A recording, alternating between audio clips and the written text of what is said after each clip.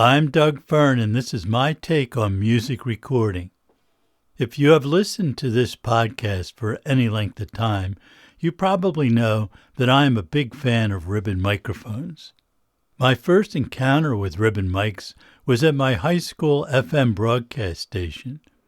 The mics were not in use and not in very good condition, but I pulled them out of a cabinet and hooked them up to see what they sounded like. At that time, the station used a Shure 55S Unidyne in the studio as the main announce mic. It looked cool, although it was old-fashioned looking even in 1965. It did not sound very good, but it was a great match for the announcers with no mic experience, since it was practically indestructible and difficult to pop. Many of the other mics we had were Electro-Voice Omni Dynamics, which were used primarily for sports remotes and shows that had guests. I quickly discovered why the ribbon mics were not well suited for the high school station. For one thing, they were easy to pop and sounded really bad if you got too close to them. We had several RCA KB2 paintbrush mics, which were very small. They sounded okay, but not great. There was an RCA 74B, which was a smaller version of the 44. It sounded really good, but the acoustics of our radio station studios were pretty awful, and the bidirectional characteristic of these mics made the room sound even worse. The announce booth was small, and the mic was only inches away from the window, so a bidirectional mic would not work in that situation.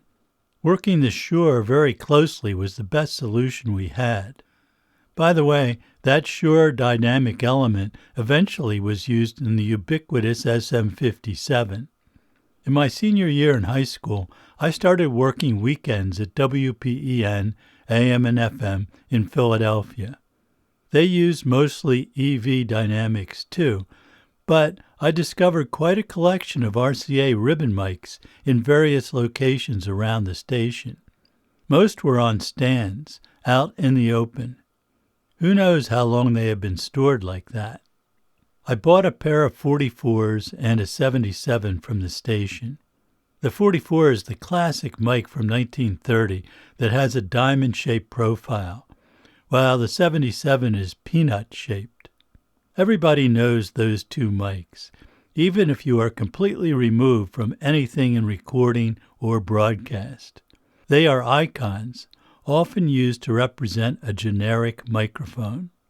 When I opened my own studio, I had in my mic collection a Neumann U87 plus a pair of KM84s. Those were two of the first solid-state condenser mics that Neumann made. They sounded dramatically different from the ribbon mics, and I valued their presence peak and in-your-face character. I had other mics, from EV, Altec, Beyerdynamic, Sennheiser, Schoeps, and a Neumann M49, and others I cannot remember now. I brought out the 44s and the 77 for horn sections, but otherwise did not use them much.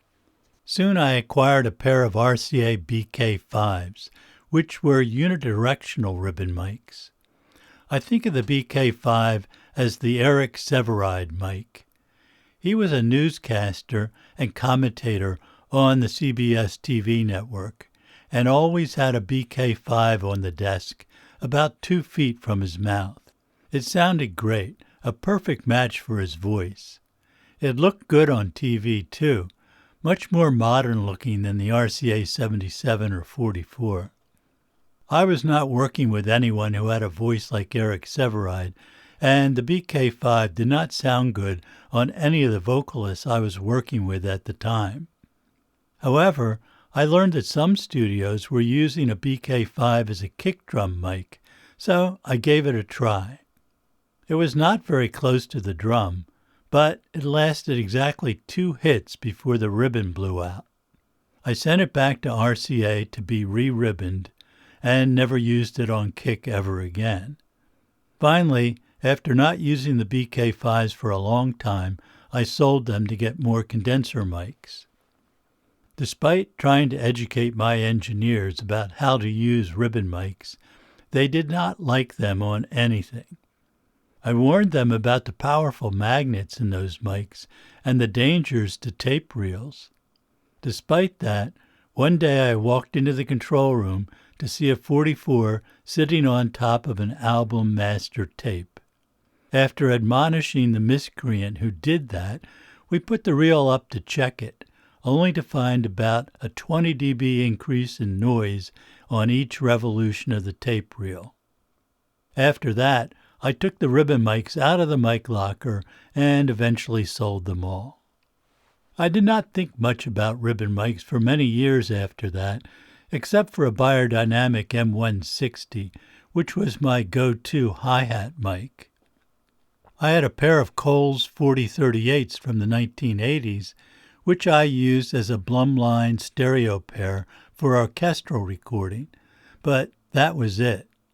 It wasn't until around 1990 when I became friends with Wes Dooley of Audio Engineering Associates that I thought maybe I should revisit the world of ribbon mics. You can hear Wes talking about how he got into the ribbon mic business in episodes 5 and 10. Wes was generous in letting me borrow some of his mics to try out on recording projects. His line of mics was much smaller then than it is now. I think the first ones I tried were R84s, which I thought sounded very good, but not exactly what I was looking for.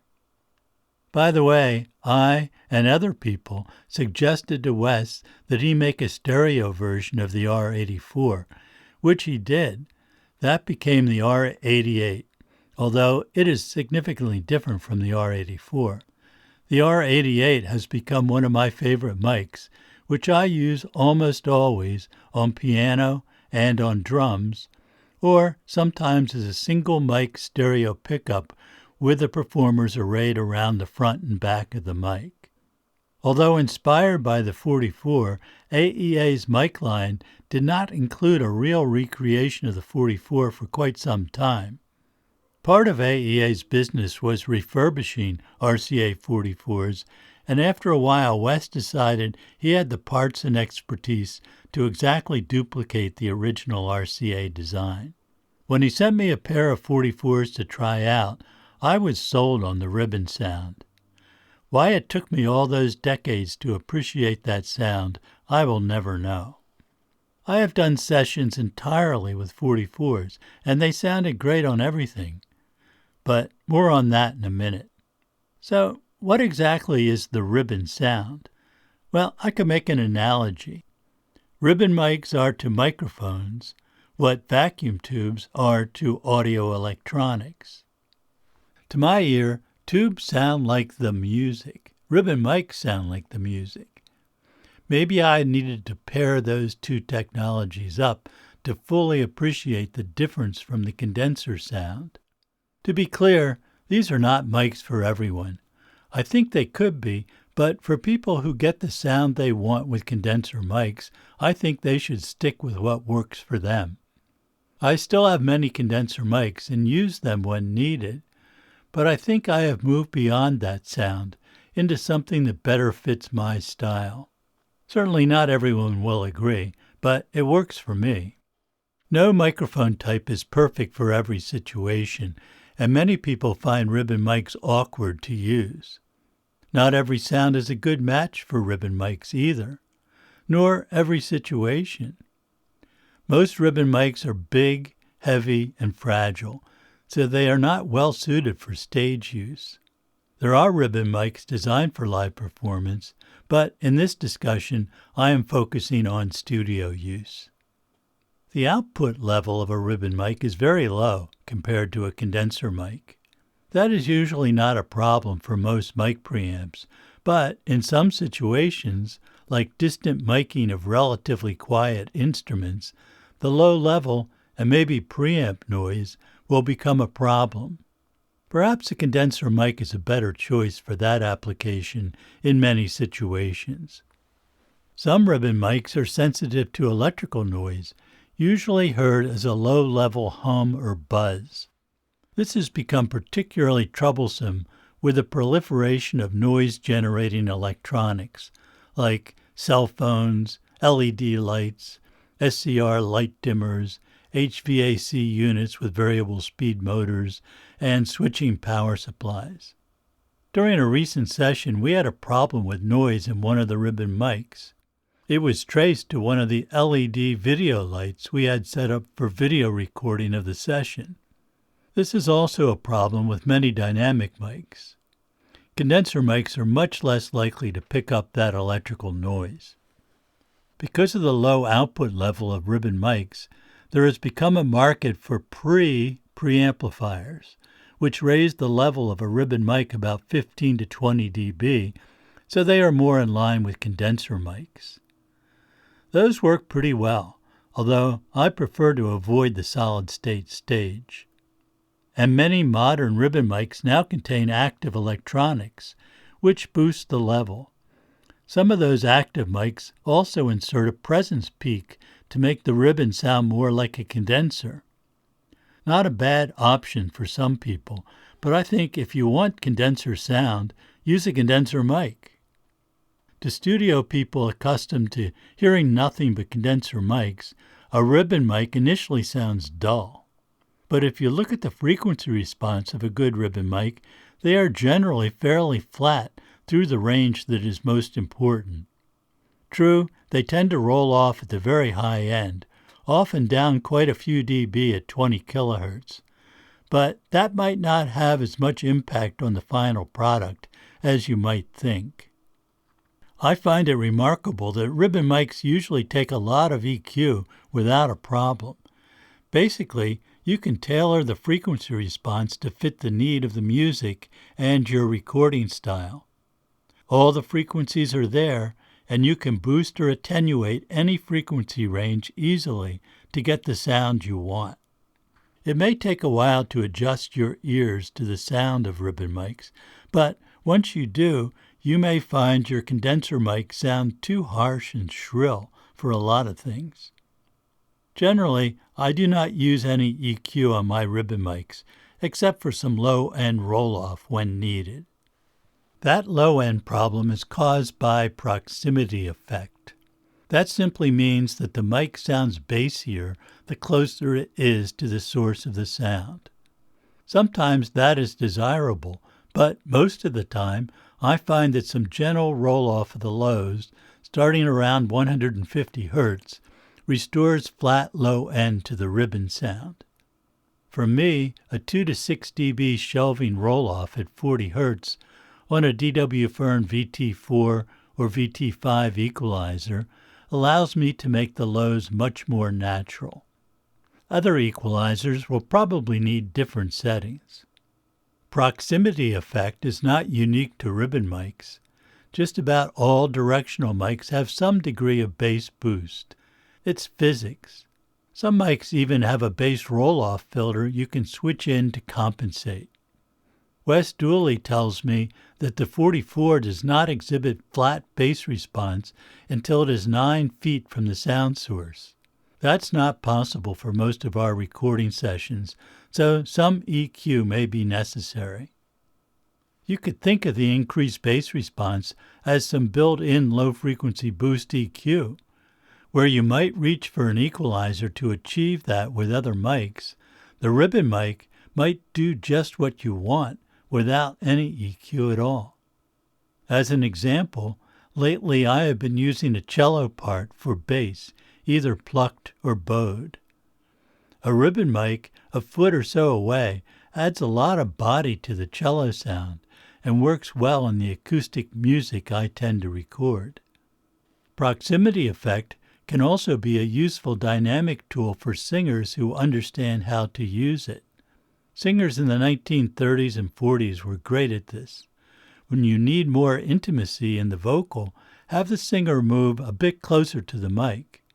The bass response will go up, as well as the sense of presence. There is a danger of too much of a good thing, however. If you get too close, a ribbon mic can suddenly change character and become something that is not a complement to the sound. It's difficult to describe, but a couple of minutes of experimenting will tell you where that point is on any given sound.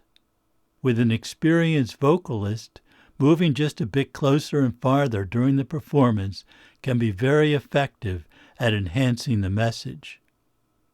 Some of these drawbacks of a ribbon mic can be seen as a defect or a useful tool. This often applies to your other mics too, but usually not to the extent that it does with ribbons. Also in the feature or bug category is the native bidirectional pickup pattern of a ribbon mic. To me, that's where a lot of the magic comes from. There is something about that figure-8 pattern that has always appealed to me. I believe it is a function of the pattern, not the microphone type, because multi-pattern condenser mics in the bidirectional setting also have some of this characteristic. To my ear, the sound suddenly becomes much more focused in bidirectional. I discovered this back in the 1970s when I tried one of my large diaphragm condenser mics in figure-8. Suddenly, it sounded like the singer was half the distance from the mic as they sounded with the mic in cardioid. There was also a pleasant warmth to the sound that appealed to me. The room sound improved too. I prefer that sound, and unless circumstances make it impractical, I always have my condenser mic set to the figure-8 pattern. The downside of the bidirectional pattern is that it is, bidirectional. Sound is picked up equally on the front and back of the mic. If you want good isolation between sounds in the same room, or to minimize room sound, it would seem that a figure-8 pattern would be counterproductive. And that might be true except for one thing. The bidirectional mic is almost entirely insensitive to sounds arriving from the side of the mic. And that side is really a disc all the way around the mic. That null insensitivity is profoundly deep, as illustrated in a short demonstration I did in episode 64, Studio Technology for Musicians, Part 1. Sound arriving from the side is attenuated by a huge amount, theoretically infinitely at the point directly off the sides. In reality, what you will hear of sounds from the sides is entirely room sound when recording a single source.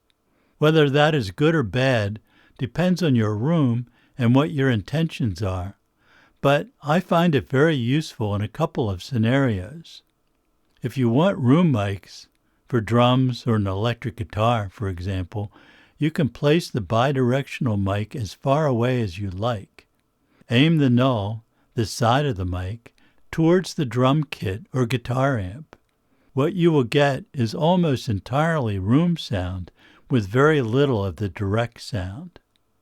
Isolation between instruments in the studio is often necessary for replacing parts later or for special processing of just one instrument.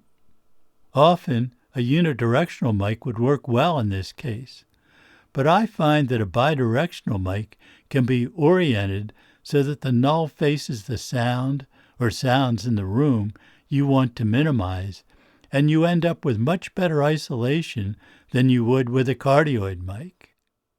Another interesting characteristic of a bidirectional mic is that the frequency response of the mic varies very little as you move around the mic. Only the level changes. This is not the case with most directional mics, where the nature of the sound can change dramatically off-axis. Try it and see for yourself. What bleed there is with a bidirectional mic is much more natural sounding than it is with a cardioid mic. Some directional mics are better at maintaining off-axis frequency response than others, but nothing sounds better off-axis than a bidirectional ribbon mic. Since the RCA 77 in the 1930s, microphone manufacturers have tried to make a directional ribbon mic. Some early designs used a combination of a ribbon and dynamic element, combined in a way to focus the pickup on sound arriving at the front of the mic. The Western Electric 639 is an example of this approach. It works, but I was never impressed with that sound. Another approach is to create an elaborate path to the back side of the ribbon in order to cancel out sound arriving from that direction. That's how most directional ribbon mics work. It is effective, but it is challenging to make the frequency response completely flat using that technique. That tends to give the directional ribbon mic a distinctive sound, which may or may not work for a given situation. The resulting pattern is similar to most other cardioid mics. There is another thing to like about ribbon mics. They have very little distortion. Condenser mics have a built-in level of distortion that designers try to minimize, but it is always there. It puts a hard edge on the sound, which some people like. It all depends on what you are recording. If that distortion fits the music, by all means, use that as a tool. But if you want to eliminate those irritants to the listener, the ribbon mic will always be cleaner sounding. That's important to me, since most of what I record these days is acoustic music, which reveals any defect in the equipment much more readily than, say, an electric guitar through pedals. There, distortion is part of the sound. That's fine, and there won't be much to gain by eliminating the condenser mic distortion. But why are ribbon mics so popular on guitar amps? There must be more to it than just reduced distortion. My theory is that the ribbon mic principle is the purest form of a microphone. The ribbon itself is not only the diaphragm that picks up the sound, but also the device that changes the mechanical energy of the sound to the electrical energy we need for recording. There is nothing else in the way. No electronics, at least in passive ribbon mics. It picks up the essence of the sound better than anything else, at least to my ear. There is concern about ribbon mics and phantom power. The phantom power is used by many condenser mics. The fear is that the 48 volts that the condenser mics require could damage the ribbon. Any voltage that is placed on a ribbon mic can be translated into movement of the ribbon itself. That could damage it, since it is a vanishing thin strip of aluminum foil. Like many transducers, the ribbon mic principle can work both ways, as a microphone or as a speaker. Ribbon tweeters are used in some speaker systems. A passive loudspeaker can work both ways too, such as when a speaker is used as a kick drum mic. The engineers at WPEN told me stories of how on late-night shows they would temporarily feed a low-level audio signal into the announcer's ribbon microphone and make it talk to them. They had great fun freaking out the announcers who were unaware of this trick. I do not recommend trying this because it is far too easy to damage the mic that way. The 48 volts powering condenser mics is called phantom power because the DC voltage is undetectable by the microphone audio path. The 48 volts is provided by the mic preamp through carefully matched resistors connected to pins 2 and 3 of the XLR connector, the balanced audio pins. Pin 1 is for the shield. Since the voltage is exactly equal on both sides of the balanced line, the microphone never sees it. It is a phantom. Special circuits in the mic extract this 48 volts between the signal pins and ground, pin 1, to power the microphone's internal electronics. That system works great. It allows us to power our solid-state condenser mics through ordinary mic cables, unlike tube condenser mics, which require a separate power supply and a special cable with more conductors. A problem can arise when there is a fault in the wiring. If, for any reason, the balanced audio connection becomes unbalanced, by connecting either pin 2 or 3 to ground, for example, then the 48 volts can go right into the microphone element. This applies to both ribbon and dynamic mics. The faulty connection does not have to be a direct short circuit.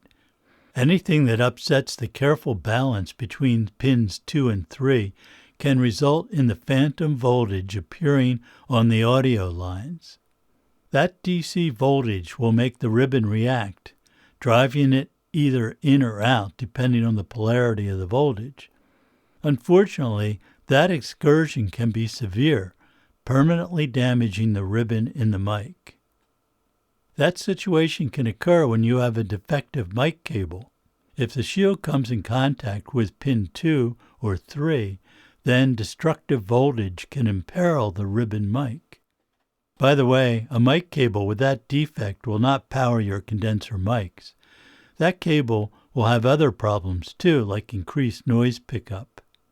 Well-constructed and well-treated cables are unlikely to ever have this problem, but the potential is always there, especially with cheap mic cables or those subjected to abuse. Rolling a piano over a cable might be enough to cause a defect like that. However, the real danger with ribbon mics is caused by TRS patch panels. If you have mic lines and preamp inputs on your patch bay, every time you insert or remove a patch cord, the 48-volt phantom power is shorted to ground for an instant. That puts a pulse of DC into your microphones. You can see tiny sparks on your patch plugs when you do this. Condenser mics can usually handle this without damage. It will create a huge spike of noise, however. I'll bet you have experienced this when the fader was up while you were patching. It can take the condenser mic a second or two to settle down, during which a lot of extremely low-frequency energy could damage your monitor speakers or maybe blow a fuse in the speaker. Patching a ribbon mic line with phantom power turned on can instantly damage your mic. There are a couple solutions to this. One is to make sure that the 48-volt switch is always off except for condenser mics that require it. The other solution is to eliminate any TRS patching of mic lines. Many big studios use an XLR patch panel for all mic lines. The way an XLR connector works, the ground connection, pin 1, always makes contact first, and then pins 2 and 3 make contact simultaneously. There is no way the audio line can get a pulse of DC like it can with a TRS patch panel. XLR connectors for mic patching are a good safety feature. In my studio, all the patching is done with XLR connectors. It takes up a lot of rack space, but my studio is relatively simple, so I can get away with it. TRS patch panels are fine for line level signals, although I believe those patch bays are a source of a lot of noise and distortion. I don't have to worry about that with my XLR patch panel. Nor do I have to worry if I accidentally patch a ribbon mic with a 48-volt power turned on. The first two consoles I had in my studio had 48 volts on all the mic inputs all the time. You could not turn it off. I use ribbon mics all the time with those consoles and never had a problem. But it requires good cables and no patching of mic lines. It is best to get in the habit of checking the position of the 48-volt switch every time before you connect any mics. Some mic preamps have a locking switch that requires an extra step to turn on the 48 volts, just for this reason. My solution is to turn off all the 48-volt switches at the end of a session, and then I make sure they are all off before setting up for the next session. Once that becomes a habit, you should never worry about damaging your ribbon mics. The ribbon mic was the gold standard for recording and broadcast up until the 1950s. Neumann, AKG, and other manufacturers of studio condenser mics started marketing their microphones in the 1950s, and they were immediately adopted by most engineers and producers because of their unique and compelling sound. Ribbon mics fell into disuse. Like most trends, things often swing one way and then the other. Ribbon mics have made quite a comeback in the last 20 years as people discovered their unique qualities. There are now quite a few manufacturers selling ribbon mics at a range of prices. Most of these mics are cheaper than a quality condenser mic. If you have not used a ribbon mic, I can give you some examples of how I use them that might help you get started. Let's start with vocals, since this is most often the most critical application for a mic in music recording. My favorite for vocals is a 44, either a vintage one or a new production version. It is an amazing microphone, which is even more astounding when you consider that it was the world's first truly high-fidelity microphone available. After many years of development, it was introduced by RCA in the early 1930s. What are the chances that a mic design that goes back nearly a century would still be one of the best-sounding mics you can buy? I attribute that to Harry Olson, the scientist at RCA who spent years perfecting the sound.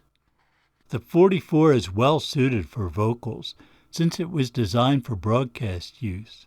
It has a variety of layers of protection for the ribbon that makes it suitable for fairly close miking of a voice. It is still possible to pop a 44 if you get too close or if the vocalist tends to emphasize P's or other plosive sounds, but no more so than most large diaphragm condenser mics. You probably use some sort of wire, cloth, or foam pop filter on your condenser mics to minimize the pops. You may not need that on a 44 for a couple of reasons. One is the built-in pop filtering, but the other is that you should not work a 44 or any ribbon mic like you might an SM58 on stage. Some inexperienced singers will try to do this, but it will sound awful and everyone will realize it right away. Give the mic some distance. How far away? It depends on the singer, the room, and the material, of course, but I would say rarely closer than a foot away. Typically, I have singers about 18 to 24 inches away. At that distance, proximity effect is not as pronounced, and the singer is unlikely to pop the mic. Ribbon mics always sound closer to the sound than their physical distance would suggest. 8 inches between a vocalist and a ribbon mic is about as close as you would ever want, and it sounds to me like the intimacy you get at that distance is equivalent to a condenser mic at 4 inches or less. Working any mic that close requires really good mic technique from the singer. By the way, I'm recording this with an AEA R44 mic with no pop filter, and I'm about 10 inches away from it. How about an electric guitar? Put the mic where you would normally put your SM57 or whatever you typically use. Too close can sound bad, so I would avoid putting the mic right up against the grill cloth. But you can safely get pretty close, even to a loud amp. However, if you can feel air movement at the mic distance, it is too close. Acoustic guitar? Frankly, I use a condenser mic half the time and a ribbon the other half, depending on the instrument, the player, and the music. Getting a ribbon mic close enough to achieve an intimate guitar sound is sometimes a bit too close for a ribbon. If the instrument is thin-sounding, with more treble than bass, a ribbon can do wonders. On the other hand, a guitar with a lot of low end is going to take a ton of EQ to tame, and the ribbon mic's proximity effect is not going to help. When I do use a ribbon mic on an acoustic, I tend to use a Royer R121, which is small and easy to place and doesn't get in the way of the player like a larger mic might. I could do an entire episode on miking drums, but my favorite technique is to use one stereo ribbon mic in front of the kit, maybe 5 feet or more away, aimed horizontally, and positioned vertically to get the desired kick drum balance with the rest of the drums and cymbals. This technique can be challenging, since it can take some time to find the right placement. I always use 2 figure-8 ribbon mics at right angles to each other in the Bloomline configuration. That means the mics will pick up equally on their back side, so consider what is happening there. It could be a problem of isolation from other instruments, or there might be a reflection off a wall that doesn't sound good. This also requires a drummer who plays the various drums and cymbals in a proper balance. You have almost no control over the mix of the various drums with this approach. I would guess that the majority of drummers cannot do this, so you may have to augment the sound with some spot mics. Usually the only spot mic I use on a drummer is a kick drum mic, for those times when you need more control of that sound. The Hazelrig brothers record their jazz trio with 2 stereo R88 ribbon mics. One is over the piano, and the other is in between the drums and the upright bass. The sound is very cohesive and natural. A piano mic'd with ribbon sounds great to me. The characteristic of the ribbon seems to complement the piano very well. Where to put the mics is a topic in itself. We made a video about how we do it using a stereo ribbon mic. The link to that video is in the description. It can be challenging if you have to record a vocalist who is simultaneously playing an acoustic guitar or similar stringed instrument. It is difficult to get good isolation between the 2 sources, and the arrival time difference between the 2 mics degrades both the vocals and the guitar. My preference is to record the vocal and guitar separately, perhaps replacing a version recorded simultaneously. But we do not always have that luxury. There are ways to improve the isolation, and ribbon mics are the best way I have found to make this work. The concept is to utilize the infinite rejection of sound off the side of the bidirectional ribbon mic.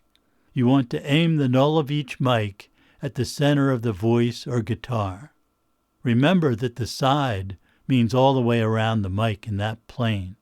It's pretty easy to get at least 20 dB of separation that way without too much compromise of either sound. Of course, there are many other variables. How well balanced is the vocal and guitar to begin with? If they sing too loud while playing too soft or vice versa, that might make isolation more challenging. But the isolation is usually better than using cardioid mics, and the off-access pickup does not degrade the sound as much. There are many more examples I could give you, but I think you get the idea. For those new to ribbon mics, please try to resist the urge to immediately go back to your condenser mics. Listen for a while if the session affords that luxury. You may find that the sound becomes much more acceptable to your ears. And when you go back to condenser mics, you may find them shrill and annoying on many instruments and voices. As always, thanks for listening, commenting, and subscribing. Your feedback is valuable to me, so let me know what you think of this episode or any other. I can be reached by email at dwfern@dwfern.com. And please help this podcast grow by suggesting it to your friends and sharing it on social media. Thanks. This is my take on music recording. I'm Doug Fern. See you next time.